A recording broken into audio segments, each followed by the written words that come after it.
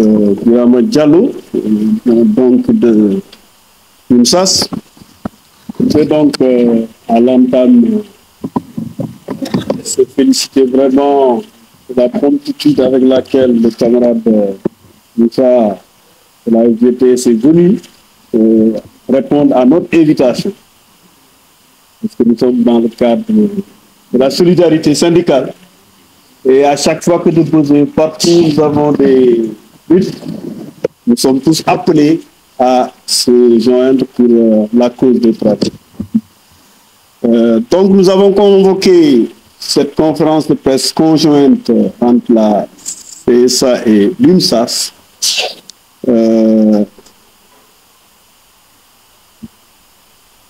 pour nous prononcer sur la situation sociale nationale. Le thème de cette conférence, nous l'avons bien intitulé « Halte à la précarisation des emplois et à la violation des libertés syndicales ».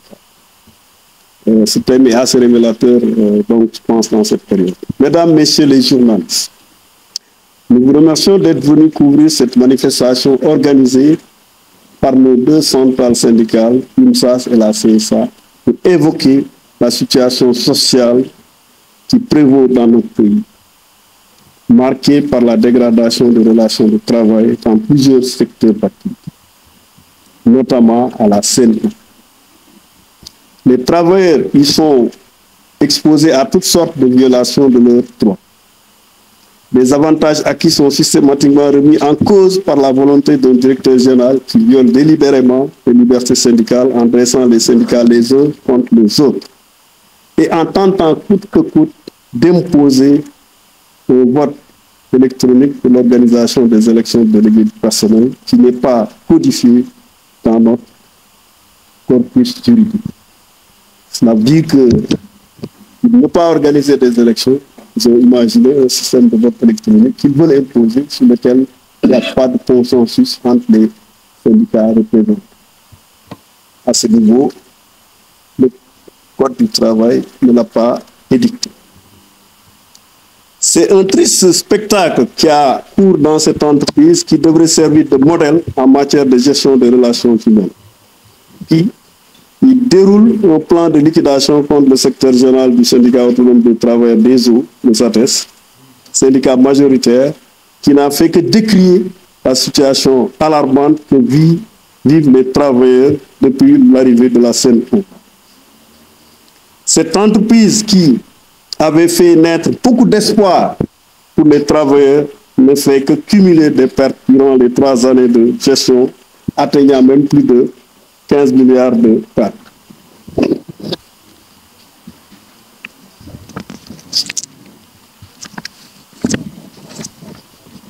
Elle a également bloqué la présence du représentant des travailleurs dans le conseil d'administration avec la complicité du ministre de sortant, Serigne Mbaye Thiam. Où sont passées les grandes promesses du gouvernement sortant à l'installation de la CNE le 1er janvier 2020 sur la baisse du prix de l'eau qu'il avait annoncé?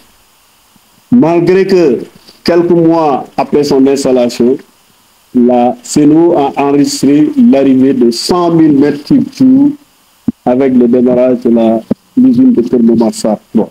Donc, cela veut dire qu'il y a eu un afflux d'eau qui a augmenté son chiffre d'affaires. C'est la même absence de volonté de dialogue qui est notée du côté de l'entreprise CO. L'entreprise CO, c'est une entreprise qui fait de l'exploitation de l'eau également, comme la CNO, mais dans le cadre rural. Ils sont basés à Thiès, donc tous les villages rattachés à la gestion de l'hydraulique rurale au niveau de Thiès et de Ross-Béthio. Cette entreprise également viole les libertés syndicales et ne veut absolument pas installer un dialogue permanent. La même situation prévaut au ciment du Sahel, où la direction générale, en 24 ans d'exercice, a toujours refusé l'implantation d'un syndicat, licenciant systématiquement tous les travailleurs qui ont tenté de le faire. Aujourd'hui, encore, dans cette entreprise, il n'y a même pas de délégué du personnel.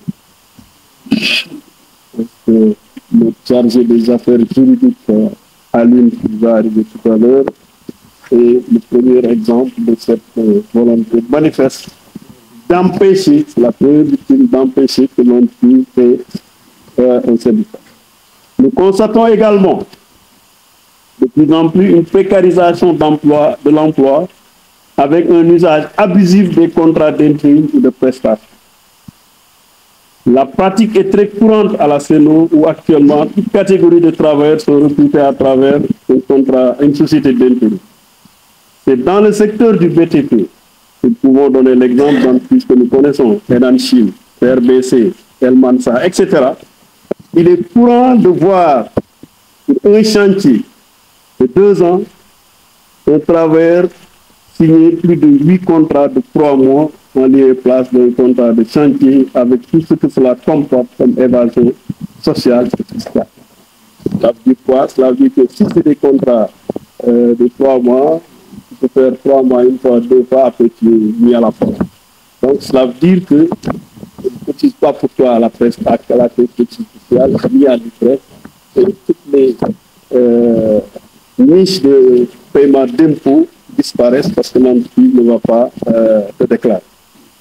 Ceci constitue une violation flagrante des dispositions des articles L44 et L45 du Code du travail qui disent clairement que le contrat de travail à durée indéterminée, à durée déterminée ne peut avoir pour objet que de pourvoir à des emplois liés à l'activité normale et permanente.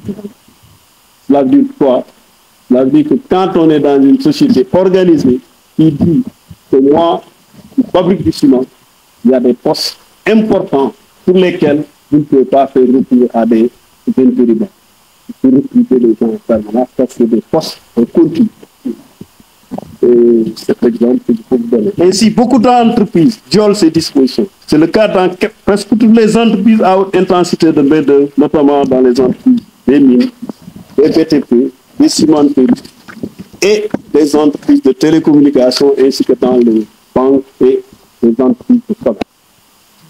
Ces pratiques néfastes entraînent le désespoir de la jeunesse qui n'a d'autre alternative, malheureusement, que l'immigration clandestine. Mesdames et messieurs les journalistes, nous avions toujours combattu ces pratiques antisociales durant les régimes précédents. Mais malheureusement, ils continuent de prospérer dans le monde du travail, dans le milieu du travail. Elles constituent des agressions graves contre les droits des travailleurs. C'est une entreprise de démantèlement des acquis sociaux qui se manifeste quotidiennement en milieu de travail avec des ruptures abusives de contrats de travail, sous le prétexte de non-renouvellement de CDD. C'est le cas à la FR, à la PDS, à la LONAS, au Port autonome de Dakar, etc. Dans ces lieux, il est imposé un style de management par la confrontation à lieu de place du dialogue social, qui est un engagement des mandats tripartites depuis l'avènement de la charte sociale conclue le 22 novembre 2001, à la suite de plusieurs sessions de concertation relatives au traitement des cahiers de doléances et l'apurement du passif social. La situation qui prévaut, chers journalistes, dans les collectivités territoriales, dans les collectivités locales, nous ramène presque 20 ans en arrière. Le refus catégorique du gouvernement de négocier avec les syndicats sur l'augmentation généralisée des salaires à l'instar des changements de prix salarial intervenus dans la fonction publique depuis 2022 est inacceptable. Les indicateurs du dialogue social sont marqués au rouge à tous les niveaux, malgré les discours des nouvelles autorités sur les ruptures annoncées qui partent à faire.